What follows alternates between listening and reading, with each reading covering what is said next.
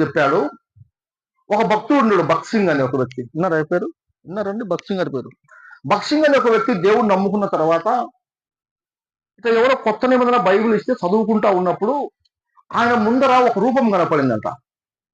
అది ఎంత అసహ్యంగా, రోతగా, కురుపులతో. ఇప్పుడు చాలా మంది బయట అందంగా కనపడతారు.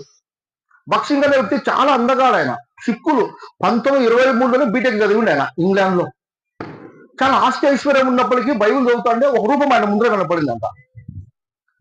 చాలా అసహ్యంగా ఉన్నప్పుడు ఇది ఎవరు అని అడిగిందంట ఆయన. ఇది ఎవరంటే ఇది నీ నిజ స్వరూపం. ఇది ఎవరు? మీరు చాలా మంది చాలా అందంగా ఉన్నారు కదా ఇక్కడ. మీ నిజాన్ని బయట పెడితే, మీ అంతరంగాన్ని బయట పెడితే దయ్యాలకు అవుతాం మనం. రాక్షసులు మనం చూసి ఏమైతాయి? భయపడతాయి. సైతానే భయపడతాం మనం చూస్తే. ఇంత